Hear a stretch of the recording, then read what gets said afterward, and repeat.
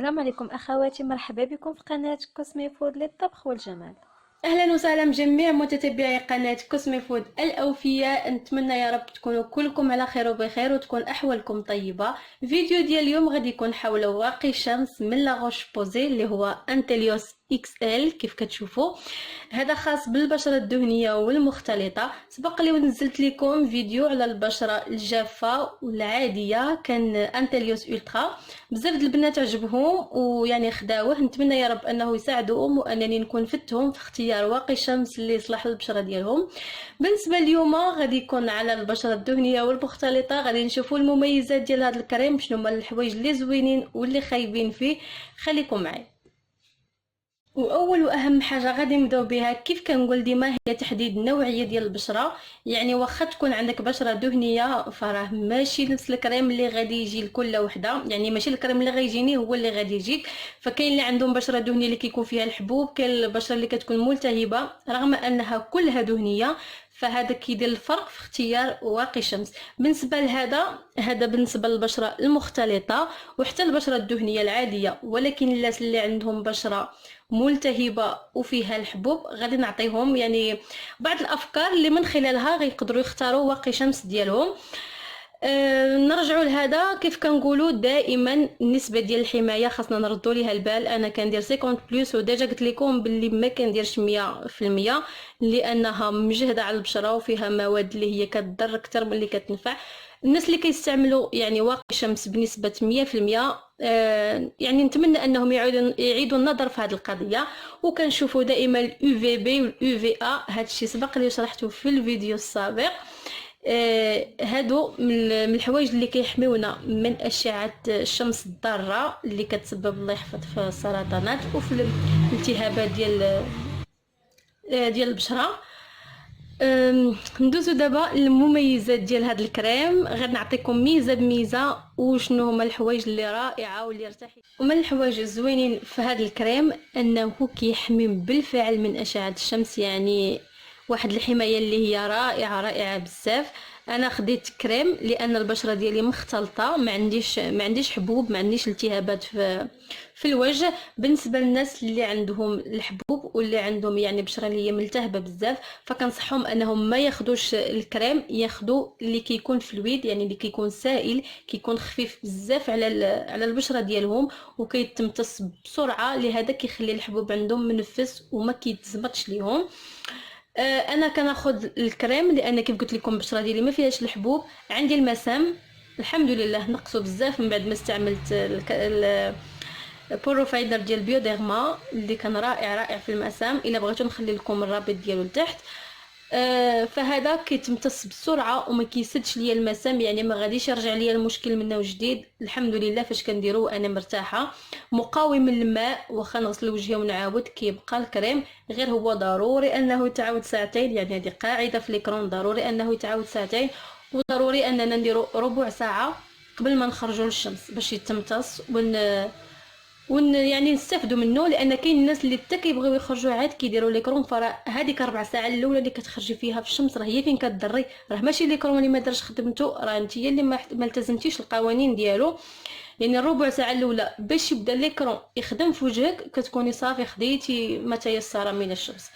يعني لهذا حاولوا انكم ديروه دائما قبل ما تخرجوا، يعني بواحد الوقت اللي هو يكون يعني لا باس به، ما كيتلصقش. يعني ملي كنديرو ونقيس وجهي ما كنحش ان الوجه ديالنا كيتلصق.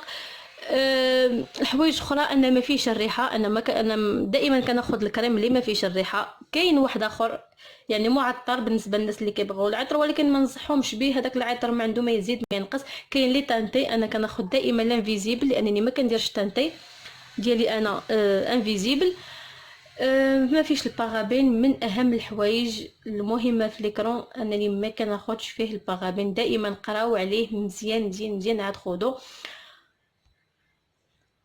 ومن اهم الحوايج يعني اللي كتقلب عليها اي مرأة في ليكرون اللي كتستعمل انه كيحمي من التصبغ وكيحمي من البقع. ماشي غير البقع الناتجه عن الشمس، وانما الناتجه عن الحمل فحال الماسك دو غروسيس ولا داك الكلف ولا كاع البقع اللي كيظهروا لنا في الحمل نتيجه ديال يعني لي زورمون اللي كيتخربقوا، ولا الحساسيه ولا حتى الضوء، لان كاينين الناس اللي الله يحسن العوان يعني كيتاثروا غير من الضوء الا كان مجهد، البشره ديالهم كتاثر بزاف.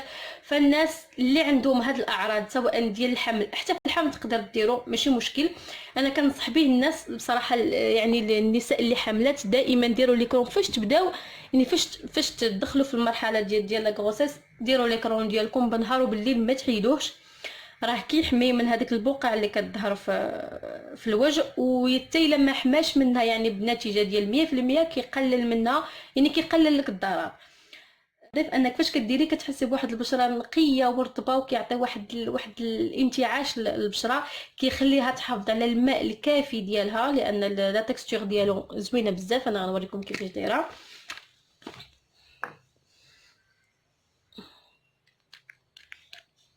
هيا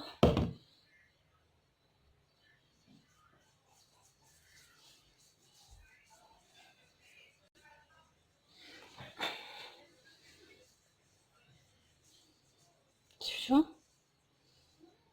فراه واخا يبان لكم انه كيلمع واحد شي شويه، راه يعني في ديك الربع ساعه اللي كنتسناو فيها اننا نخرجوا راه كيتشرب وما كيخليش اثار بيضاء نهائيا نهائيا. ما كتحسيش بوجهك بحال دايره شي ماسك لاصق لك على وجهك، لا بالعكس، كتحسي بوجهك خفيف، كتحسي بان المسام ديالك فعلا كتنفس. صراحه انا عجبني بزاف، راه انا عامين هادي وانا كنستعملو، وما كنديروش غير في الصيف، كنديرو حتى في البرد، لان الاشعه ديال الشمس راه كاينه حتى في البرد. كاين الناس اللي عندهم فكره خاطئه كيديروا ليكرون غير في الصيف، لا حتى في البرد استعملوه، راه يعني غادي يحميكم بزاف. ما كيسببش حساسيه في العيون. فيه بزاف ديال يعني ديال لي تيب. كاين اللي في الويد، كاين اللي جيل كريم، كاين لي تانتي، يعني فيه بزاف. فاش تبغيو تختاروا دائما قراو، دائما شوفوا. بالنسبه لي تانتي راه كتكون فيه واحد الشريط هنايا بني، وحتى هنايا كيكون هادي ماشي بيض، باردون كتبان لكم دابا، هادي كتكون ماشي بيضاء، كتكون فيها اللون تانتي. غير واحد الملاحظه كنظن، انا صراحه عمري ما استعملت التانتي ديال لاغوش بوزي، غير كنظن ان ليكرون اللي كيكون عندهم تانتي كيكون لون غامق، يعني الناس اللي بيضين كيلقاو مشكل. شحال من وحده كتشريه على اساس انها واخده اكرون تانتي، فاش كديرو كيولي وجهها زرق وكتحس بان وجهها كحال. دائما قلبوا قبل ما تاخذوه، الا شفتوا ان النسبه ديال يعني ديالو كتوالم الدرجه ديالكم فخذوه، الا ما ناسبكمش ما تاخذوش. وما كنظنش ان فيه درجات، كنظن عندهم درجه واحده في التانتي. المهم انا عمري ما استعملته باش ما نعطيكمش شي معلومه اللي هي مغلوطه، ولكن اللي عارفه من البنات اللي جربوه انه مغلوق. من الحوايج اللي رائعه فيه انه يعني ما كيسبب لا حساسيه لا حبوب لا حكه لا حتى شي حاجه. كريم امن، تقدروا ديروه في جميع الاوقات وجميع الحالات، يعني حتى الناس اللي حاملين وداكشي كيف قلت. ان لا فيديو ديال اليوم تكون فاتكم مع انتليوس اكس ال، وتكونوا عرفتوا الكريم اللي غادي تاخذوه. لا فيديو ديالنا سالات، الى الفيديو المقبل ان شاء الله كنقول لكم تهلاو في راسكم.